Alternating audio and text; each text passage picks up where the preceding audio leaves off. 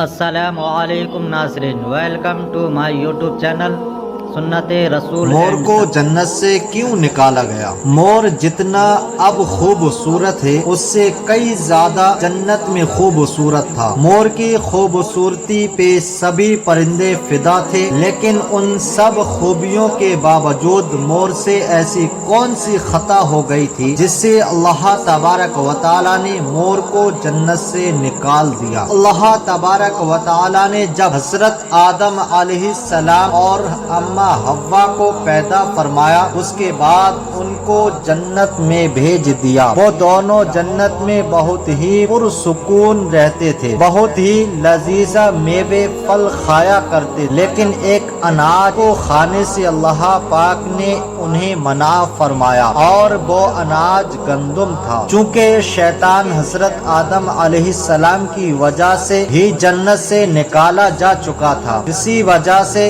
شیطان کی حضرت آدم علیہ السلام سے دشمنی ہو گئی۔ شیطان یہ چاہتا تھا کہ وہ کسی بھی طرح حضرت آدم علیہ السلام کو جنت سے نکال دے اور ساتھ میں اماں حوا کو بھی جنت سے نکال دے۔ جب شیطان کو یہ خبر ہوئی کہ حضرت آدم علیہ السلام کو تمام میوے کھانے کی اجازت ہے لیکن گندم کھانے کی اجازت نہیں ہے، تو شیطان انتقام کی آگ دل میں لیے جنت کے دروازے کے پاس بیٹھ گیا اور 300 سال تک وہاں پر بیٹھا رہا کہ کوئی جنت کے دروازے سے باہر آئے اور شیطان اس سے بات کر سکے۔ ایک دن اچانک سے مور جنت سے باہر آ گیا۔ شیطان اس کو دیکھتے ہی بہت خوش ہو گیا۔ شیطان نے پوچھا، اے خوبصورت پرندے، تم کون ہو؟ مور بولا، میں مور ہوں، اب تم اپنا تعارف کراؤ۔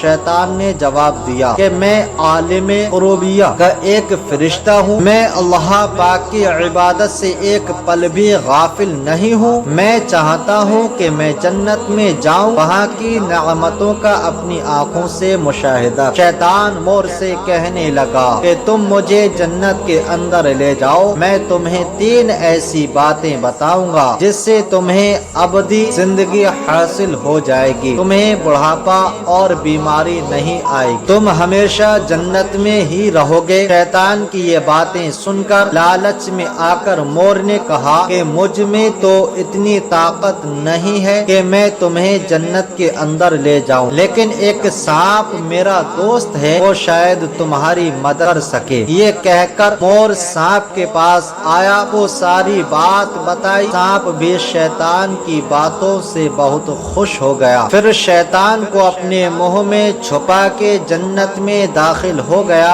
اور یوں شیطان اپنی چال میں کامیاب ہو گیا۔ جنت کے تمام نگہبانوں کو یہ معلوم تھا کہ شیطان یہ چال چل رہا ہے اور جنت میں داخل ہو چکا ہے۔ فرشتے شیطان کو جنت سے نکالنے لگے، تب ہی اللہ تبارک و تعالی کا حکم ہوا کہ اس کو ابھی تک جنت میں ہی رہنے دیا جائے۔ وہ فرشتے اللہ تبارک و تعالی کے حکم سے رک گئے۔ شاید یہ حضرت آدم علیہ السلام کا امتحان تھا۔ شیطان حضرت آدم علیہ السلام کے پاس اور اماں حوا کے پاس جا کر اپنی محبت کا اظہار کرنے لگا۔ وہ دونوں ہی شیطان کو پہچان نہ سکے، کیونکہ ماضی کے مقابلے میں شیطان کی شکل تبدیل ہو چکی تھی۔ شیطان کہنے لگا کہ میں چاہتا ہوں کہ آپ دونوں ہمیشہ جنت میں اسی طرح زندگی گزاریں، ہمیشہ خوش رہیں۔ حضرت آدم علیہ السلام اس کی بات بہت غور سے سننے لگے۔ شیطان نے کہا، اگر آپ میری بات مان جائیں تو آپ کو جنت کی